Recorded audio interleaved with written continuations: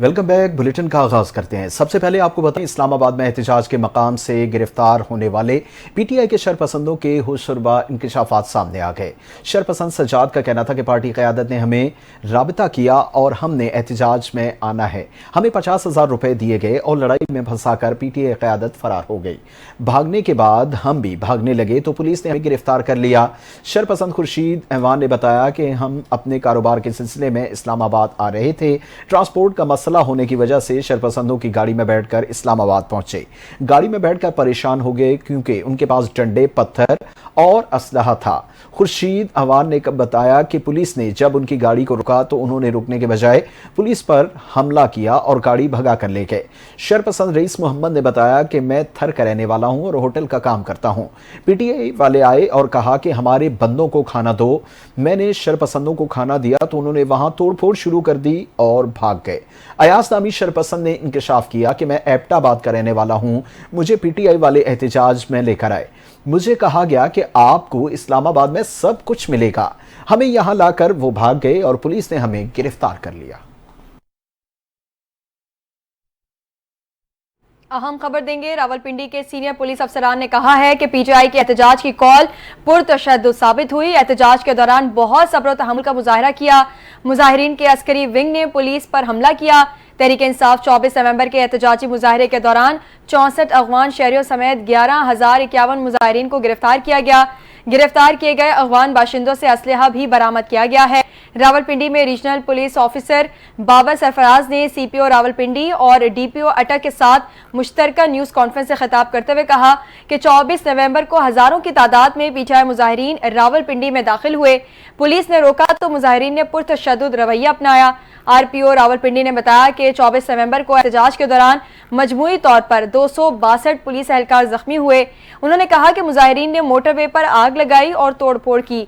रावलपिंडी गुज़िश्ता चंद माह से अमन व अमान की सूरत हाल से गुजर रहा है।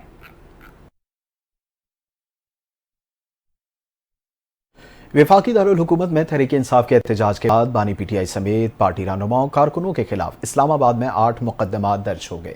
मुकदमात में बुशरा बीबी, अली अमीन कंडापुर, सलमान अकरम राजा, शेख वकास नामजद हैं। तहरीक इंसाफ की मकामी क़यादत समेत हज़ारों नामालूम अफराद भी मुकदमात में नामजद किए गए। मुकदमात में इंसदादे दहशतगर्दी, असम्बली एक्ट, पुलिस पर हमलों, इग़वा, कार्य सरकार में मुदाखलत, दफ़ा 144 की खिलाफ वर्जी की दफ़ात भी शामिल हैं। FIR थाना शहजाद टाउन, सेहाला, बनीगाला, खन्ना, शम्स कॉलोनी, तरनौल, नून, नेलोर में दर्ज की गई।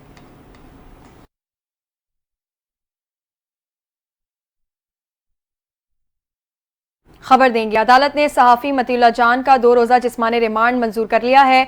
मतीउल्लाह जान को इस्लामाबाद के इंसदाद दहशतगर्दी अदालत के जज ताहिर अब्बास सिप्रा की अदालत में पेश किया गया था।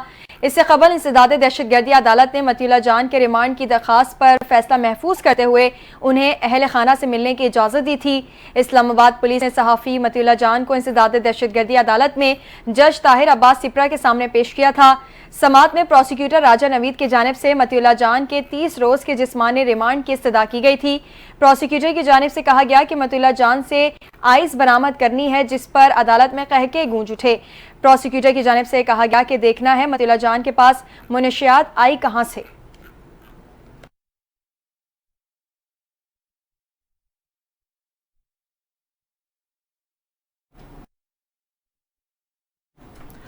पाकिस्तान तहरीक इंसाफ के सेक्रेटरी जनरल सलमान अकरम राजा ने ओहदे से इस्तीफा देने का ऐलान कर दिया। ज़राए के मुताबिक उन्हें लाहौर से काफिला लेकर इस्लामाबाद जाने की जिम्मेदारी सौंपी गई, मगर उनकी कारकर्दगी पर मुसलसल तनकीद की गई। ज़राए के मुताबिक रास्ते बंद होने के बाद सलमान अकरम राजा ने लाहौर में एहतजाज का प्लान भी बनाया, लेकिन वो लाहौर में भी अपने वर्कर्स को निकालने में नाकाम रहे। इस सूरत हाल के पेश नजर सलमान अकरम राजा ने पीटीआई के पावर शो की नाकामी के बाद मुस्ताफी होने का फैसला किया।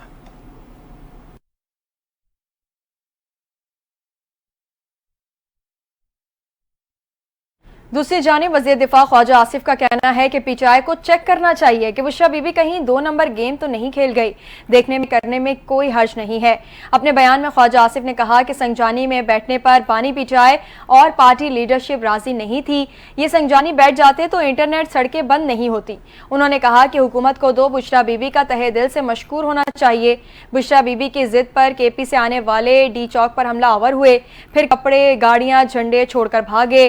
ख्वाजा आसिफ ने मजीद कहा कि बुशरा बीबी फरार हो गई।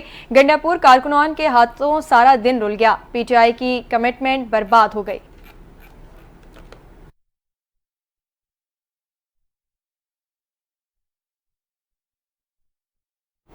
और दूसरी जानिब वफाकी वजीर एहसन इकबाल ने कहा कि बानी पीटीआई सियासी कैदी नहीं। इस्लामाबाद में गैर मुल्की मीडिया से गुफ्तगू करते हुए उन्होंने कहा कि बानी पीटीआई को सियासी इंतकाम का निशाना नहीं बनाया जा रहा, उन पर करप्शन के संगीन मुकदमात हैं। उन्होंने कहा कि बानी पीटीआई को सबूत देने हैं कि उन्होंने कुछ नहीं किया। पीटीआई ने गैर मुल्की फंडिंग ली, गैर मुल्की फंड की, इसमें बानी पीटीआई ने ताखीरी हरबे इस्तेमाल किए।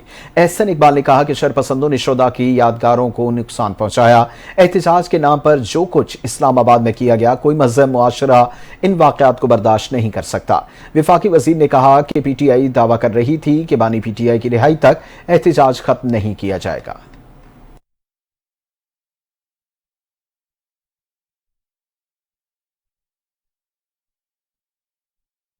खबर देंगे। मुस्लिम लीग के रहनुमा तलाल चौधरी ने मीडिया से गुफ्तगू करते हुए कहा है कि भागने वाले लाशों का झूठा प्रोपेगेंडा कर रहे हैं।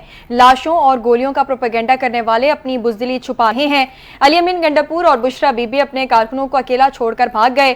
पीटीआई वाले पहली बार नहीं भागे, ये माजी में भी यू टर्न लेते रहे हैं। तलाल चौधरी ने मजीद कहा कि पीटीआई के शरपसंदों ने रेंजर्स और पुलिस के एहलकारों पर तशद्दुद किया। लाशें सिर्फ रेंजर्स और पुलिस की गिरी हैं। शरपसंदों के पास आंसू गैस के शेल और हथियार थे। पीटीआई के एहतजाज में अफगान शहरी भी मौजूद थे। ये लोग झूठा बयानिया बनाने के माहिर हैं।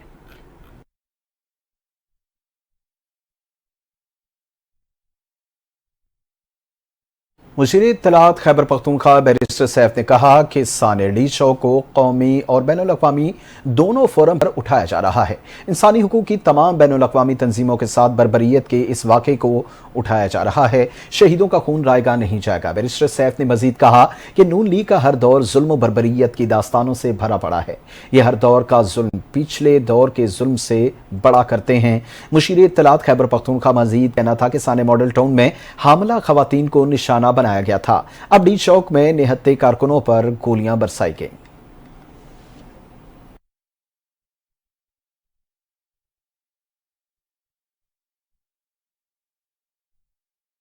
पाकिस्तान तहरीक इंसाफ के रहनुमा शौकत यूसुफजई ने पार्टी की मौजूदा क़यादत से इस्तीफे का मुतालबा कर दिया है।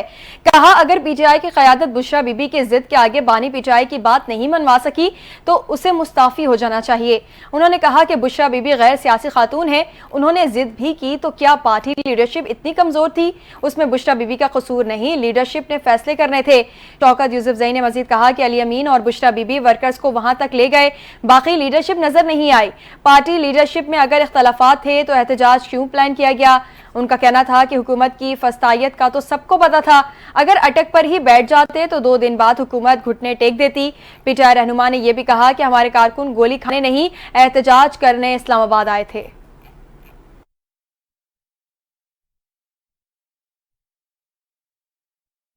पाकिस्तान तहरीक इंसाफ के रहनुमा लतीफ खोसा ने एहतजाज के दौरान 278 पीटीआई कारकुनों के जाँ बहक होने का दावा कर दिया। लतीफ खोसा ने कहा कि इस्लामाबाद में एहतजाज के दौरान हमारे कारकुनों की जानें गईं। लतीफ खोसा ने मजीद कहा कि 26 नवंबर को पीटीआई के 19 कारकुनों को गोलियां लगीं और जख्मी हुए। तमाम वाकयात के शवाहिद बाद में फराहम करेंगे।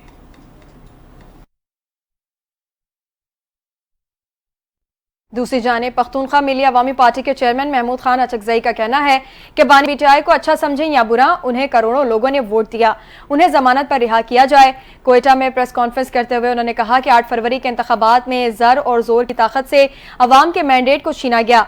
महमूद खान अचकजई का कहना है कि कौमी असम्बली में अयाज सादिक ने पीपल्स पार्टी की हिमायत से आइन की धज्जियां उड़ाई। उस तरमीम पर छोटे सूबों के भी तहफुजात थे।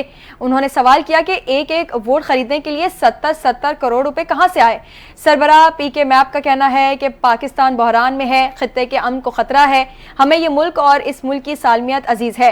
महमूद खान अचकजई ने मजीद कहा कि दुक्की में कोयला कान में मजदूरों को कत्ल किया गया, गाड़ियां जलाई गई। उनका यह भी कहना है कि मुल्क की एजेंसियां इतनी कमजोर नहीं कि एक बच्चे का पता ना लगा सकें कि वो कहां है।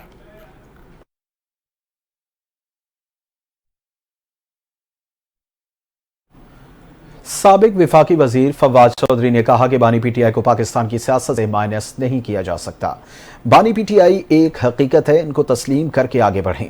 इस्लामाबाद हाई कोर्ट के बाहर मीडिया से गुफ्तगू करते हुए फवाद चौधरी ने मजीद कहा कि 2 दिन पहले लग रहा था कि मामला सुलझ गए हैं, अब कहा जा रहा है तहरीक इंसाफ पर पाबंदी लगा देंगे।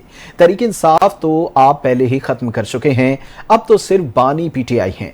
उन्होंने कहा कि मुज़ाकरात के जरिए सियासी दर्जा हरारत को नीचे लाने की जरूरत है। पीटीआई को संजीदा मामलात को संजीदगी से लेने की जरूरत है। फवाद चौधरी मजीद बोले कि तहरीक इंसाफ ने हिकमत अमली में संजीदगी नहीं दिखाई, तहरीकें चलाई गई लेकिन 9 फरवरी को चलाते तो बेहतर होता। आपने JUI, जमात इस्लामी और GDA से अलायंस नहीं बनाया।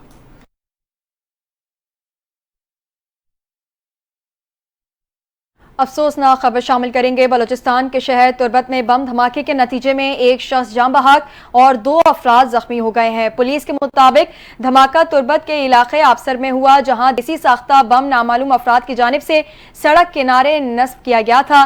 वाक़े के बाद पुलिस और दीगर कानून नाफिज करने वाले इदारों के एहलकार मौके पर पहुंच गए। रेस्क्यू जराये के मुताबिक मैयतों और जख्मियों को अस्पताल मुंतकिल कर दिया गया है।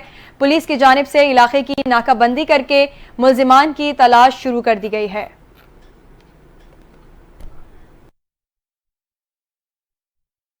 और आपको अहम खबर से आगाह करें, 1 दिसंबर से पेट्रोलियम मसनूआत की कीमतों में इजाफे का इम्कान है। जराये का कहना है कि पेट्रोलियम मसनूआत की कीमतों में 4 रुपए फी लीटर तक इजाफा मुमकिन है। पेट्रोल की कीमत में 3 रुपए 15 पैसे जबकि डीजल की कीमत में 3 रुपए 20 पैसे तक फी लीटर इजाफा मुतवक्के है। मट्टी के तेल की कीमत 4 रुपए फी लीटर तक बढ़ सकती है। पेट्रोलियम मसनूआत की कीमतों का हतमी फैसला 30 नवंबर को होगा और वजीर खजाना वजीर आजम की मुशावरत से नई कीमतों का ऐलान करेंगे।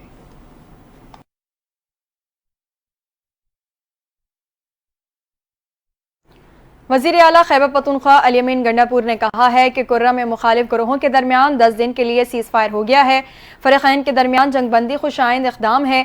अली अमीन गंडापुर ने मजीद कहा कि इलाके में पायदार अमन और तनाज़ात के हल के लिए मुज़ाकरात का रास्ता इख्तियार किया जाएगा। नुकसानात के अदाले के लिए तखमीना लगाया जा रहा है, जबकि महफूज नकलो हमल के लिए सिक्योरिटी प्लान पर भी काम जारी है।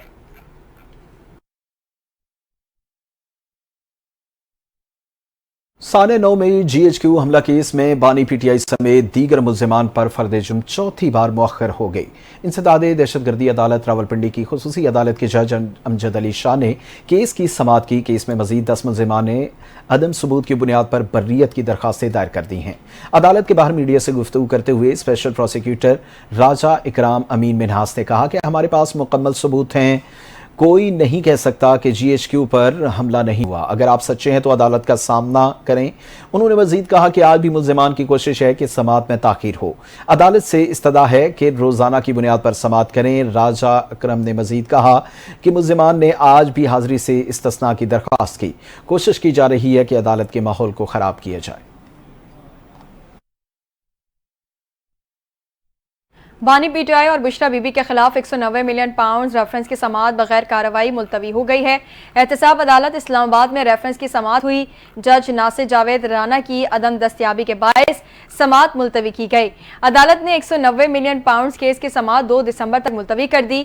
आज बानी पीटीआई और बुशरा बीबी का 342 का बयानिया अडियाला जेल में रिकॉर्ड होना था।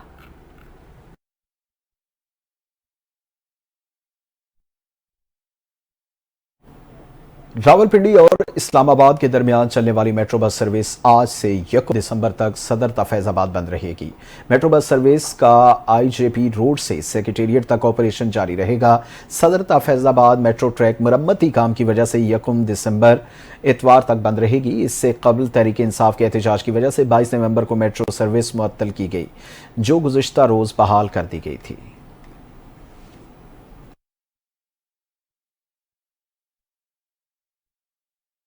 पाकिस्तान की खातून अव्वल और रुकन कौमी असम्बली आसिफा भुट्टो जरदारी की दुबई में मुनक़िदा ग्लोबल वेमेंस फोरम में शिरकत। आसिफा भुट्टो जरदारी ने पाकिस्तान में ख़वातीन के मुस्बत किरदार को उजागर भी किया। मज़ीद तफसीलात जानते हैं इस रिपोर्ट में। पाकिस्तान की खातून अव्वल और रुकन कौमी असम्बली आसिफा भुट्टो जरदारी ने दुबई में मुनक़िदा ग्लोबल विमेंस फोरम में शिरकत की। फोरम का एहतमाम दुबई विमेन एस्टैब्लिशमेंट ने किया था। फोरम के इफ्तिताई इजलास में नायब सदर और मुत्तहदा अरब अमारात के वज़ीर-ए-आज़म शेख मोहम्मद बिन राशिद अल मकतूम ने शिरकत की। तुर्की और फिलिपाइन की खातून अव्वल भी शरीक हुई। तकरीब में तकरीबन 6000 मोअज़्ज़िज़ीन ने शिरकत की। आसिफा भुट्टो जरदारी ने भी पैनल डिस्कशन में हिस्सा लिया। आसिफा भुट्टो जरदारी ने पाकिस्तान में ख़वातीन के मस्बत किरदार को उजागर किया। फोरम की साइड लाइन पर आसिफा भुट्टो जरदारी ने Dubai culture and arts authority की चेयरपर्सन, दुबई काउंसिल की मेंबर शेखा लतीफा बिनते मोहम्मद बिन राशिद अल मकतूम से मुलाकात भी की। 2 रोजा फोरम के दौरान आसिफा भुट्टो जरदारी ने बोर्ड की चेयरपर्सन और managing director Dubai women establishment Mona Ghanem Al Marri से भी मुलाकात की। और कराची में भैंस कॉलोनी और शाह लतीफ टाउन में पुलिस के मुकाबले में एक मुलजिम हलाक जबकि दूसरा जख्मी हो गया। मुलजिमान को गिरफ्तार कर लिया गया। थाना इकबाल मार्केट पुलिस ने सिंधी कोर्ट की हदूद में सर्च ऑपरेशन के दौरान मुश्तबा अफराद को हिरासत में ले लिया। मजीद फिरोज की रिपोर्ट। सुकन थाने की हदूद बेस कॉलोनी 12 नंबर रोड के करीब पुलिस का मुलजिमान से आमना सामना हुआ। पुलिस की जवाबी फायरिंग से मुलजिम जख्मी हाल में गिरफ्तार किया गया, जबकि साथ ही फरार होने में कामयाब हो गया। पुलिस के मुताबिक जख्मी होने वाला मुलजिम बाद असार दौरान इलाज जाबाक हो गया। मुलजिम की शनाख्त माशूक उर्फ बादशाह के नाम से हुई। मुलजिमान डकैती मदाहमत पर एक शहरी को कत्ल जबकि दूसरे को जख्मी करके फरार हो रहे थे। मुलजिम के कब्जे से असलहा और मसरूक का सामान बरामद किया गया। शाह लतीफ टाउन में पुलिस और मुलजिमान के दरमियान दो बदू फायरिंग का तबादला हुआ। पुलिस की जवाबी फायरिंग से जख्मी समेत 2 मुलजिमान को गिरफ्तार कर लिया। पुलिस के मुताबिक मुलजिमान जाकिर और आमिर इलाके में शहरियों से लूटमार की वारदातों में मुलविस हैं। मुलजिमान के कब्जे से असलहा, नकदी और मसरूक का सामान बरामद हुआ। उधर थाना इकबाल मार्केट की हदूद सिंधी कोर्ट में पुलिस ने सर्च ऑपरेशन किया। ऑपरेशन जराइम पेशा अफराद की मौजूदगी की इत्तला पर किया गया। इस दौरान मुश्तबा अफराद का बायोमेट्रिक तलाश डिवाइस की मदद से क्रिमिनल रिकॉर्ड चेक करने के बाद मुतालिक अफराद को हिरासत में लेकर थाने मुंतकिल कर दिया। Junaid Feroz, NTN news, Karachi. खबर देंगे लाहौर की मांगा मंडी के इलाके में नामालूम अफराद की फायरिंग से डॉल्फिन एहलकार मोहम्मद अजीम जाँ बहक हो गया। पुलिस के मुताबिक डॉल्फिन एहलकार मांगा मंडी में अपने भाई की दुकान पर था, जहां उसका किसी से झगड़ा हुआ। इस मौके पर नामालूम शख्स की फायरिंग से डॉल्फिन एहलकार मोहम्मद अजीम मौके पर जाँ बहक हो गया, जबकि उसका भाई जख्मी हो गया। अजीम के जख्मी भाई को तिब्बी इमदाद के लिए अस्पताल मुंतकिल कर दिया गया, जबकि फायरिंग करने वाला शख्स मौके से फरार हो गया।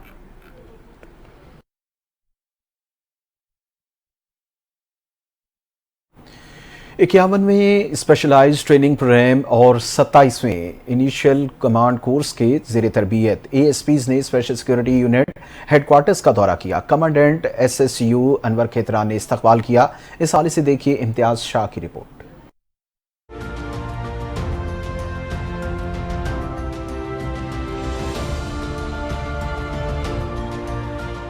51वें स्पेशलाइज्ड ट्रेनिंग प्रोग्राम और 27वें इनिशियल कमांड कोर्स के ज़ेर तरबियत ASPs ने कराची में स्पेशल सिक्योरिटी यूनिट हेडक्वार्टर का दौरा किया। कमांडेंट SSU अनवर खेतरान ने मेहमानों का इस्तकबाल किया। आए हुए मेहमानों को मुख्तलिफ शोबों का दौरा कराया गया और इन्हें ब्रीफिंग भी दी गई। मेहमानों को बताया गया कि SSU कमांडोज को पाक फौज के तरबियती मराकज से पेशा वाराना तरबियत फराहम की जाती है। उन्होंने कहा, इंसानी वसाइल, शफाफ भर्ती और जदीद तरबियत को मद्देनजर रखते हुए पाकिस्तान में पुलिस को बैनुल अक़वामी मेयार के मुताबिक इस्तवार किया जा सकता है। आखिर में मेहमानों को एजाजी शील्ड्स पेश की गई। नेशनल टेलीविजन न्यूज नेटवर्क के लिए कराची से इम्तियाज शाह।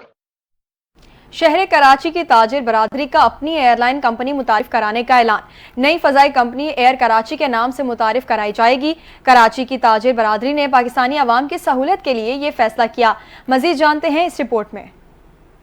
कराची की ताजिर बरादरी का पाकिस्तान के अवाम की बेहतरी के लिए खुशहाल इकदाम। एयर कराची के नाम से नई एयरलाइन लाने का ऐलान कर दिया। Air Karachi security exchange commission of Pakistan में रजिस्टर करवा ली। लाइसेंस के लिए वफाकी हुकूमत को दरख्वास्त भी अरसाल कर दी गई। कुछ दिनों में एयर कराची को लाइसेंस मिल जाएगा। Federation of Pakistan chambers of commerce and industry के साबिक सीनियर नायब सदर हनीफ गौहर कहते हैं कि एयरलाइन का फैसला कराची की ताजिर बरादरी ने अवाम की सहूलत के लिए किया। आज कराची के बिजनेसमैनों ने भी सर जोड़कर बैठे और उसका इनिशिएटिव लिया कि कराची पाकिस्तान का सबसे बड़ा शहर है, जो सबसे ज्यादा टैक्स प्रोवाइड करता है पाकिस्तान की इकोनॉमी में, तो क्यों ना हम मिलकर कोई ऐसा काम करें कि हम भी अपने शहर की एयरलाइन बनाएं।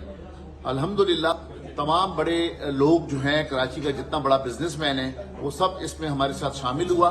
कराची के ताजिर 70% टैक्स अदा करते हैं। एयर कराची में CO southern commander air vice marshal Imran होंगे। अकील करीम ढेडी, आरिफ हबीब, SM तनवीर, बशीर जान मोहम्मद, खालिद तवाब, जुबैर तुफैल और हमजा ताबानी शराकतदार हैं। हर शेयर होल्डर का हिस्सा 5 करोड़ रुपए है। नई एयरलाइन लाने के इजाफे से लोगों को मजीद अच्छी सफरी सहूलियात मुयस्सर होंगी। आपको बताएं कि भारत से आने वाली आलूदा हवाओं की वजह से लाहौर एक बार फिर दुनिया के आलूदा तरीन शहरों की फहरिस्त में पहले नंबर पर आ गया। लाहौर का एयर क्वालिटी इंडेक्स 440 रिकॉर्ड किया गया। भारतीय दारुल हुकूमत नई दिल्ली 334 फिजाई आलूदगी के इंडेक्स के साथ दूसरे नंबर पर रहा।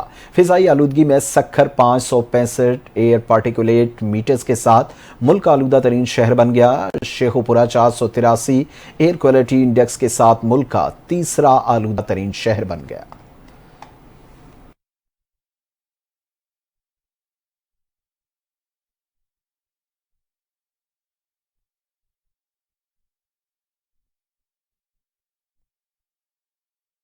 मौसम सरमा की आमद के साथ ही खुश्क मेवाजात की कीमतों को भी पर लग गए हैं। ड्राई फ्रूट की कीमतों में 400% तक इजाफा हुआ।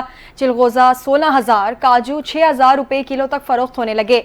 खुश्क मेवाजात की खरीदारी आवाम की दस्तरस से बाहर हो गई है। मजीद जानते हैं इस रिपोर्ट में।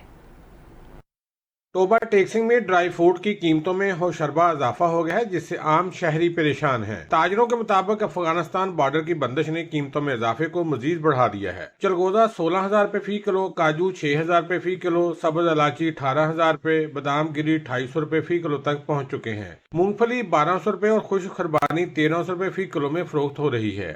सर्दियों का मौसम आ चुका है, तो ड्राई फ्रूट की देने के लिए आए थे। पहले तो ये था कि जब गर्मियाँ थी तो इतनी महंगाई नहीं थी, हर चीज सस्ती। अब जैसे ही सर्दी आई है, मौसम चेंज हुआ है, ड्राई फ्रूट वालों ने अपना रेट जो है वो अप कर दिया है।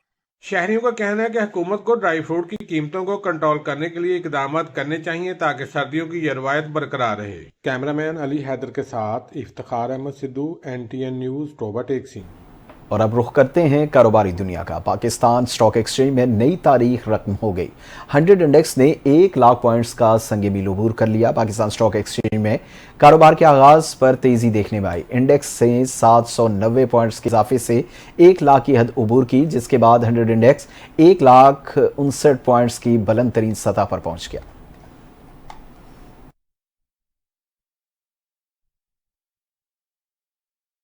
वजीर आजम की पाकिस्तान स्टॉक एक्सचेंज में नई तारीख रकम होने पर कौम को मुबारकबाद। वजीर आजम शहबाज शरीफ ने कहा कि हुकूमती पॉलिसियों पर कारोबारी बरादरी और सरमायाकारों के भरोसे की अक्कासी करता है।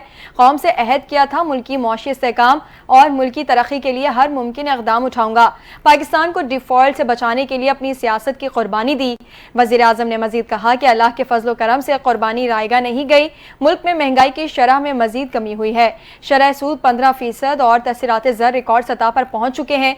मुल्क की तरक्की के लिए इसी तरह मेहनत करते रहेंगे।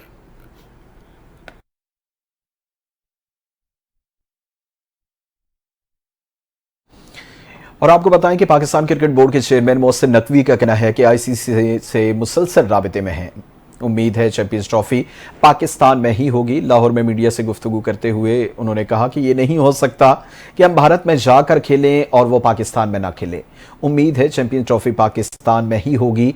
जो फैसला होगा पाकिस्तान के लिए बेस्ट करके निकलेंगे। मोहसिन नकवी ने कहा कि क़ज़ाफ़ी स्टेडियम इंटरनेशनल मेयार पर हो गया। स्टेडियम की तामीर नौ का काम 10 अक्टूबर को शुरू हुआ था। स्टेडियम की गुंजाइश 35 से 40 हज़ार तक हो जाएगी। शाकीन क्रिकेट का व्यू बहुत बेहतर हो जाएगा। मोहसिन नकवी ने कहा कि मैं चाहता था रावलपिंडी का स्टेडियम भी साथ तैयार होता। मुझे पिंडी स्टेडियम की रिपोर्ट पहले मिल जाती तो कुछ बेहतर होता। सारी सूरत हाल देखकर ICC इजलास से बेहतर चीज़ करने लगे। ICC चैंपियंस ट्रॉफी के मुस्तकबिल पर गौर के लिए इंटरनेशनल क्रिकेट काउंसिल की बोर्ड मीटिंग जुम्मे को होगी। ऑस्ट्रेलियाई ऐवान नुमाइंदगान ने 16 साल से कम उम्र बच्चों के सोशल मीडिया इस्तेमाल पर पाबंदी के बिल की मंजूरी दे दी। ऐवान नुमाइंदगान ने 13 के मुकाबले में 102 वोट से बिल मंजूर किया। बिल की सेनेट से मंजूरी के बाद हुकाम को कम उम्र बच्चों को सोशल मीडिया प्लेटफॉर्म्स पर आने से रोकने के लिए 1 साल के अंदर सिक्योरिटी निज़ाम कायम करना होगा। गैर मुल्की मीडिया का बताना है कि पाबंदी पर अमल न करने की सूरत में सोशल मीडिया प्लेटफॉर्म को 3 करोड़ 30 लाख डॉलर तक जुर्माना हो सकता है।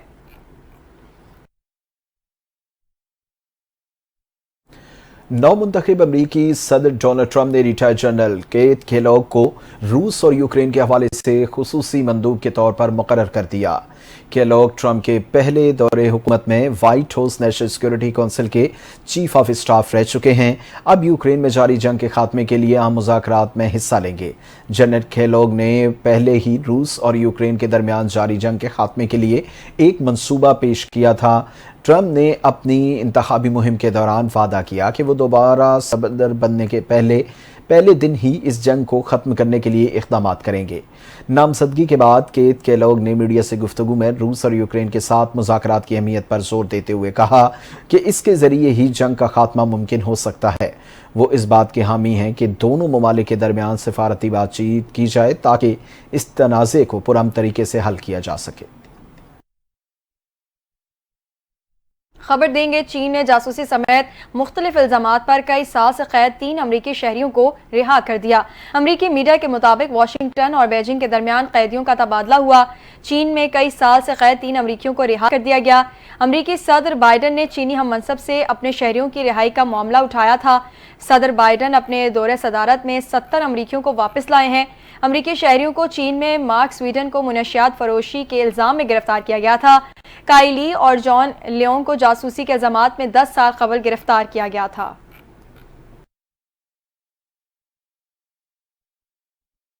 और आपको बताएं कि कुर्रम फरीकैन के दरमियान जंगबंदी मुआहदे के बावजूद झड़पों का सिलसिला वक्फे से जारी है। पुलिस के मुताबिक ताज़ा झड़पों में मजीद 5 अफराद जाँ बहक और 9 जख्मी हो गए। कुर्रम में हलाकतों की तादाद 55 और जख्मियों की तादाद 149 तक पहुंच गई।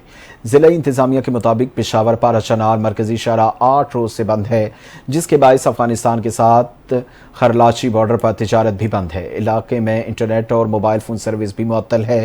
डिप्टी कमिश्नर जावेदुल्लाह का कहना है कि फायरबंदी और झड़पें रुकवाने के लिए इक़दाम किए जा रहे हैं।